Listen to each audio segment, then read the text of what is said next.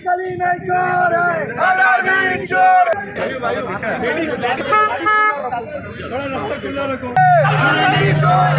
ये पैसा नहीं डूबना चाहिए, ये पैसा लोगों का है, लोगों को मिलना चाहिए। सरकार इस पर एक्शन नहीं लेगी, पैसे की रिकवरी की कोई योजना नहीं बनाएगी या अडानी की कंपनियों पर जांच नहीं करेगी, तो निश्चित रूप से इस देश में ये देश के आज़ादी के इतिहास में सबसे बड़ा घोटाला होगा।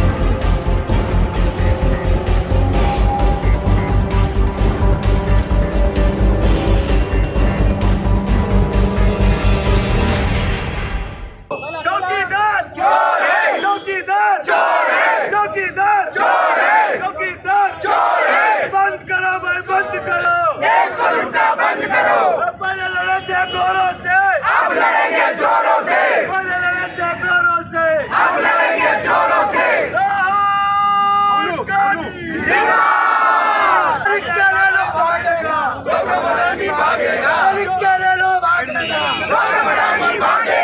हमारे मुंबई कांग्रेस के अध्यक्ष आदरणीय भाई जगताप जी और हमारे मुंबई कांग्रेस के कार्याध्यक्ष हमारे लाड़की नेता आदरणीय चरण सिंह सप्रा साहब के नेतृत्व में हम सब यहाँ पे इकट्ठा हुए हैं इस LIC ऑफिस के सामने।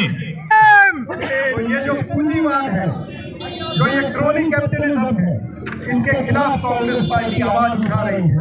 2014 से पहले पूंजीवाद पर आवाज उठती थी तो भारतीय जनता पार्टी कहती थी कि ये भ्रष्टाचार है। आज पूंजीवाद पर अगर आवाज उठी है तो वो कहते हैं कि ये राष्ट्रवाद है और हम राष्ट्रवादी हैं। एक विदेशी कंपनी हमारे खिलाफ साजिश कर रही है। ये साजिश नहीं है, ये आपकी आंखों को खोलने का प्रयत्न एक विदेशी कंपनी ने किया है।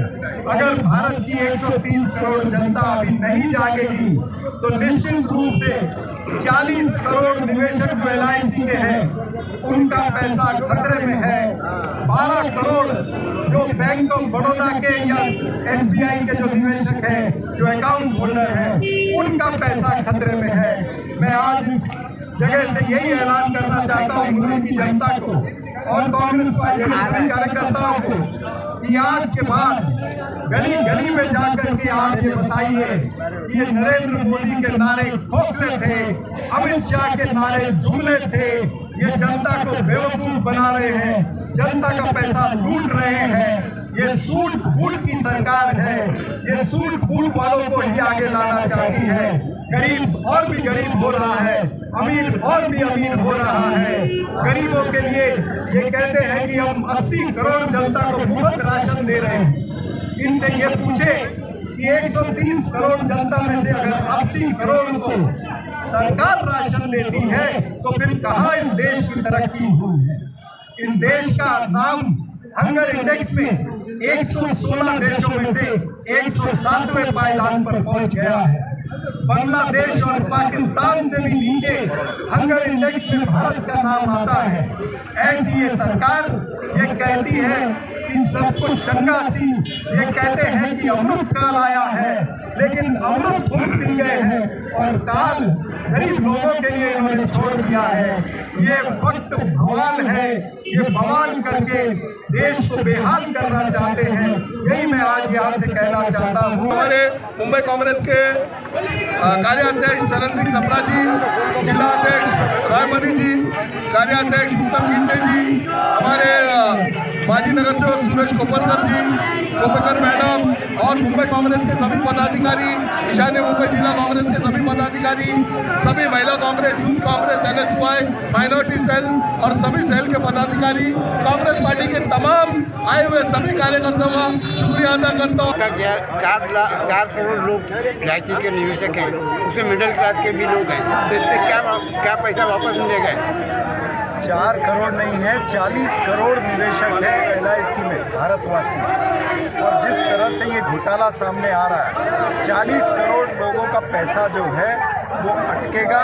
और इसी वजह से कांग्रेस पार्टी सड़कों पर आई है, क्योंकि देश के प्रधानमंत्री, देश के अर्थमंत्री इस पर चुप्पी साधे हुए हैं, उनके मुंह में दही जमी है।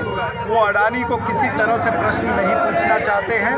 ये सूट बूट की सरकार है, उद्योगपतियों की सरकार है, गरीबों की सरकार नहीं है। गरीबों का पैसा फंसा है, फिर भी ये उद्योगपतियों का कर्ज माफ़ करते हैं, उनके लोन माफ़ करते हैं, उनके लोन वेव ऑफ करते हैं। देखा जाए तो कई सरकारी बैंकें भी डूबने में नजर आ रही हैं। निश्चित रूप से इसमें कम से कम 5 से 7 बैंक और भी हैं, जैसे बैंक ऑफ बड़ौदा है, बैंक ऑफ इंडिया है।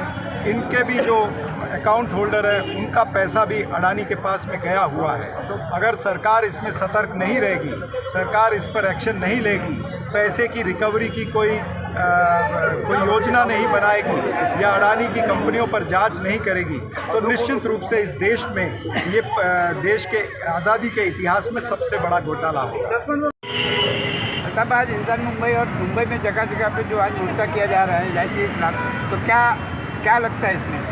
ये LIC के खिलाफ नहीं है, एक्चुअली कैसा है मालूम है, ये गवर्नमेंट के जो लोग हैं जो गौतम अडानी को जो सपोर्ट कर रहे हैं, गौतम अडानी को सब चीज़ बेच रहे हैं, और वो गौतम अडानी हिंदुस्तान की जो ऐसी चीज़ें जो लोगों की चीज़ें हैं, जैसे रेलवे, एयरपोर्ट, LIC, SBI, ये जो आवाम की जो चीज़ें हैं वो परचेज खरीद रहा है और उसको प्राइवेटाइजेशन करने की पूरा ये कर रहा है, उसके खिलाफ। और वो जो भी हरकत पे किया था, जो 3 साल पिछले जो गए कोरोना के, उस सिचुएशन के अंदर जो हालात इतने ख़राब थे, लोगों के कारोबार नहीं चल रहे थे, वो सिचुएशन में गौतम अडानी वर्ल्ड के रैंकिंग में नंबर 2 पे आता है।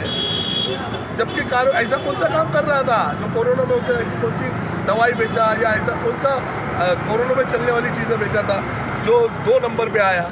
और जब उसके एक न्यूज़ चैनल ने उसका जब जो चिट्टा खिट्टा था वो जो सामने लाया, और जब वो सामने लाने के बाद उसकी जो पोल खुल गई, वो पोल खुलने के बाद अचानक वो 2 नंबर से 20 के आगे 22 नंबर पे गया। आज 40 लाख करोड़ निवेशकों का पैसा डूब रहा है, तो ये पैसा क्या वापस मिलेगा?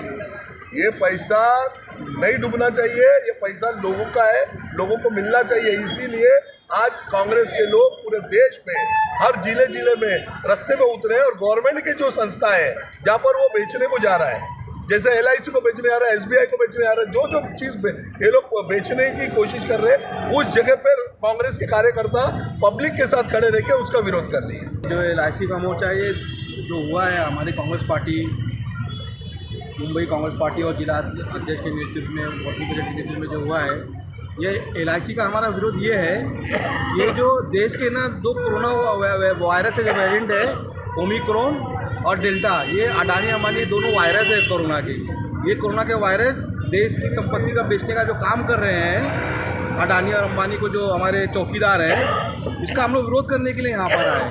बात ऐसी है कि जो शेयर मार्केट में 700 रुपये में मिलता था, तो LIC कंपनी और SBI बैंक वो 750 में इनसे क्यों खरीदे?